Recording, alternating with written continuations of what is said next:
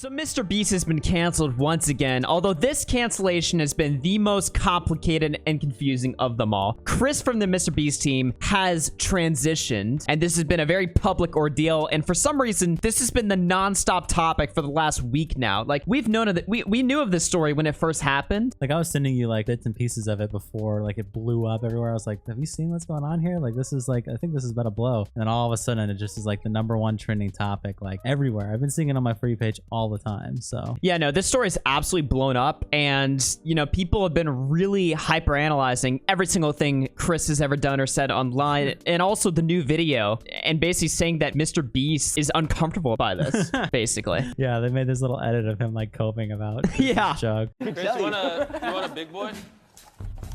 I need a big boy.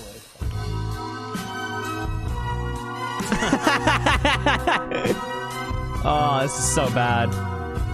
Oh my god. Now, he looks up. Look at that frame. Dude, he looks like he's just like a little boy sitting there. Now, obviously, people are like hyper analyzing everything and like making it as dramatic as possible. Of course, realistically, MrBeast has been at least publicly supportive of this. A YouTube responded saying that you're glowing, and MrBeast said, "Common YouTube W," which I don't know, like, common. yeah. Well, if you want to say YouTube W to that, okay. But it's not very common though. And then, of course, he's ratioing people that are being, I guess, hateful to Chris or anything like that, right? He's saying opinion irrelevant, ratio, here to help with the ratio after Chris was talking about how they've been on HRT for 2 months. I mean, this has just been a giant disaster, like, unfolding on social media. DMs have been leaked on 4chan, as you can see right here, from quote-unquote MrBeast, where, well, these are confirmed faked by his team, of course, but you can see what people have been cooking up to try to add fuel to this fire. Hey, please listen to me carefully. We have to support Chris, like, it's critical to the business. Critters have been canceled for less. Then he says, I know there is an adjustment period, but we need to be completely supportive, even if it is awkward. We need to keep up our views, our conversions. This is a business. You're not alone in your feelings. I'm working it out with her, but just keep the status quo for now. So now this has, of course, been confirmed fake, like we said before, but the fact that people are even cooking this up, look at how much attention these tweets are getting. I mean, this is like I said, this story is massive. Yeah, 20 million views. I mean, the other one had 2 million views from Beardson. Like, everything is just insane right now. And also, this crossover between like Beardson and like MrBeast editor is like insane to me.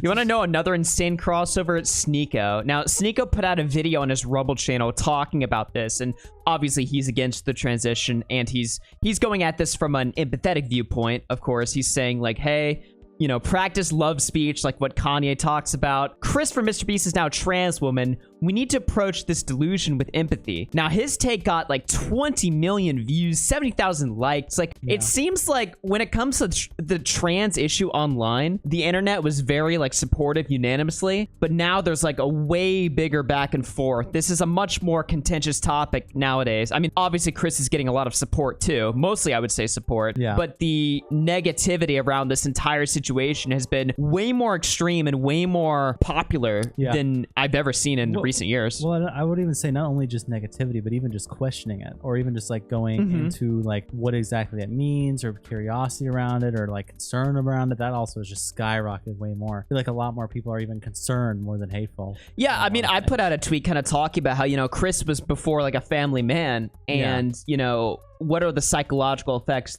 something as dramatic as this could have on their 2-year-old child, right? And of course, I mean, look, I don't have to tell you guys that was a hot take and people were just not fucking happy with me. But so what? Why am I not allowed to ask questions about this, right? I'm not even doing it from a hateful angle or anything like that, right? Like, people were saying, like, what? You hate trans people now? It's like, dude, I'm just asking. This is a logical question. Well, it's a psychological question. This is the thing. Like, what's wrong with wanting to make sure that every party that's involved in the situation is psychologically okay? Because there's things that everything you do as a parent affects your kids. If you get a divorce, that affects your kids. If you're a loving parent, you don't get a divorce, that affects your kids. No matter what you do as a child, your entire worldview is basically based on your parents. And then once you get into school, it's your parents and your peers. So how is his peers going to react to his dad being trans? How is he going to view it? We don't know. Is this going to fuck with him? Is it not? Is he going to be just totally fine? Why can we not ask that to make sure? Yeah, like, this is a new situation. You know, transitioning as a whole is kind of like a newer topic as well, right? But specifically this situation, like a father transitioning 2 years into the life of his child. Usually with transitions, this happens with like teenagers, people in their 20s, usually a younger subset of people that don't have children. So we're dealing with a very new social phenomenon that is, you know, it warrants questions. Yeah. Well, warrants questions and answers. I mean, that's the whole thing. Like, if you support psychology and you support, like, they always come out and say, like, this is about Chris's feelings and Chris's emotions, Chris's psychology. Okay, what about the people around him? Why can't we also know what's happening to the people around him? I don't think there's anything negative about that. I just think it's good to know how this might affect people. If it doesn't, okay, sure. But is it really, like, offensive if you study people who, like, get divorces? If you study children who, like, are in divorced households, is that, like, an offensive thing if you're going to ask, well, how does this affect the kids psychologically? Yeah, exactly. It's a valid question to ask. Yeah. But yeah, so obviously the discussion around this has been very, very emotional. I mean, me just putting up my question, I was barraged with people telling me that I'm a hateful piece of shit. Not that I care, of course. I mean, you know, it's fucking Twitter. I've been on the web. I've been a daily Twitter addict for like 8 years. Okay, I love Twitter, so I fully expect what's gonna happen when I put out a hot take like that. But it just shows how like emotional and also controversial this topic really is, I guess, for lack of a better word. The thing that's interesting about Sneako talking about this is Sneako used to work very closely with MrBeast, as well as, you know, his entire team, including Chris, of course. And just a few weeks ago, before this transition was even made public, you know, people have been pointing out how Chris has been acting fruity or a little bit, I guess, I don't know, gay or on camera or something like that, feminine, you know? I think. I'm not sure. Yeah, people have been noticing that, whereas Chris used to be a lot edgier, dropping slurs, a much edgier person, as, well, Sneako points out, right? Chris from MrBeast. So people saw this picture. You could see him in the replies. MrBeast is backing this up. He's like, opinion irrelevant ratio. Here's what the ratio. The Chris I know was like a truck driving, AK-47 shooting, Call of Duty playing, dip chewing. Yep. That was the Chris I knew. You didn't say that. You didn't say the part where it's gonna get you canceled. But holy shit! So people were pointing out like, "Hey, you're fruity now. We want the old you back." And Chris said, "Sorry, I can't be the true alpha male you need, like your cucklord Sneako." Where did that even come from? I don't even know. Take a jab at Sneako out of nowhere. It's just random. I mean, look, Sneako's. We both have our opinions on Sneako. I mean, he is a cucklord. Yeah, but like, where did this come from though? I'm so curious. Yeah, exactly. So Sneako responds says, "We are praying for you, Chris. I hope you realize how much impact your decisions are having on the youth. This is not the right path. Love speech." And of course, people are pointing out, hey, Sneako's kind of right in the sense that Chris used to be a much different person. What? So he did say it. Yeah, off screen. He's like, dude, he said N-word. Well, MrBeast is streaming? Yeah, I think this is one of his challenges he was doing, like one of those really long-ass challenges. Oh, yeah, where he used to like count to like 100,000 or something like that. Yeah, or like watch a video like 10,000 million times. Like, yeah, this is one of those. Holy shit. And then Chris just ruins the entire... Could you imagine like counting to 100,000 and you're like 2/3 of the way there and then this guy says the fucking N-word in the middle of the video? Just hope that no one actually watched the whole thing. Yeah, literally. Someone did and found this, so. Holy shit. Spell I cup. Whoa. I spelled I-C-U. Okay. What? Chris Tyson tweeted that? Damn, Google, y'all racist as hell. Nice. Awesome. Between what happened at the Ariana Grande concert... Oh, no, I can already tell this take's gonna be nuclear. Holy shit. Between what happened at the Ariana Grande concert and what's going on in the Philippines, why the fuck do we even take Islam seriously? It's an old-ass backwards religion that hates anything different and treats women like shit. Why the fuck do people still accept it? Holy shit.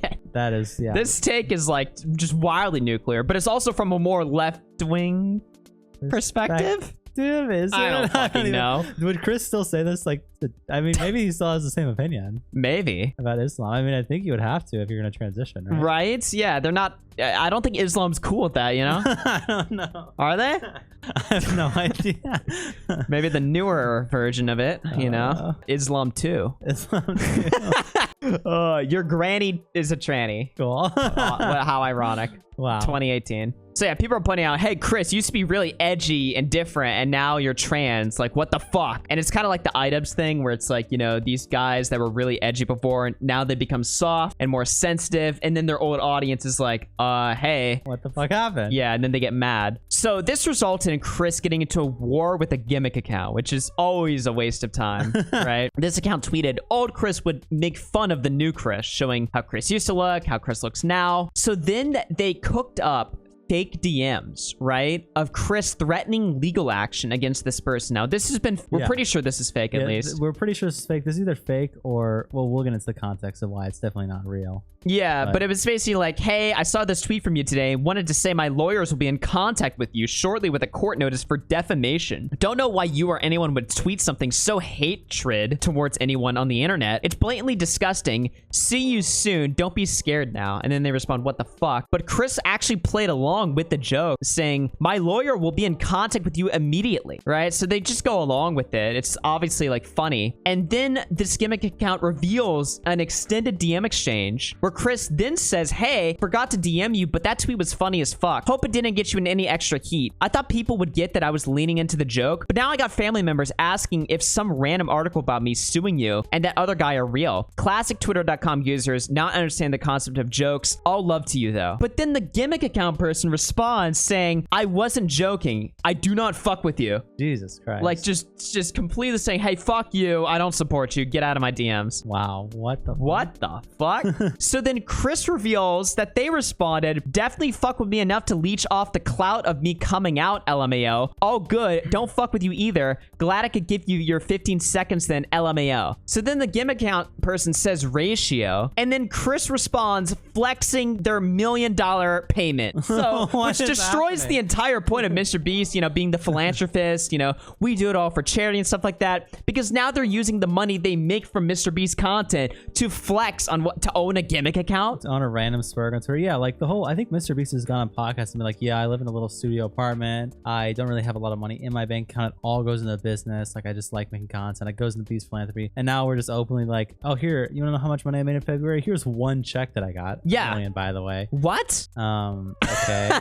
Like, this is just so insane because, you know, obviously a lot of people are pointing out like, wow, this new version of Chris is like, you know, just the ego, the narcissism and stuff like that. But maybe people are playing too into it because, to be fair, I mean, this gimmick account person did tell them to fuck off. Yeah. So is Chris not allowed to respond? I don't know. Well, see, the thing is they are a gimmick account. So, like, you have to not take it so seriously. And also, that's what we were saying earlier. I'm not sure if that original tweet was totally fake or if Chris sent that to the gimmick account as a joke. I believe it's fake, but this could have been something that Chris sent as a meme to the account, I guess. But I don't think it's real. And so then Chris played along with it, and then Chris is like, well, all Twitter users are dumb. You know what else is so weird about that DM, though, where he's talking about Twitter users? He mentions right before that, he says, I have random members of my family asking if this article is real. So he's like roasting his family too, like, God, my family doesn't understand jokes. Yeah, exactly. It's very weird, you know, like this sort of because again, also that means the family is paying close attention to this entire situation. Yeah. Right? To the point where they're like, hey, like, what's going on? Are you suing people now over this or something like that? Like, they're wondering what's going on. Yeah. That's just a very interesting, like, admission there. Yeah, I don't know. I'm not sure, but I mean, look, the gimmick account,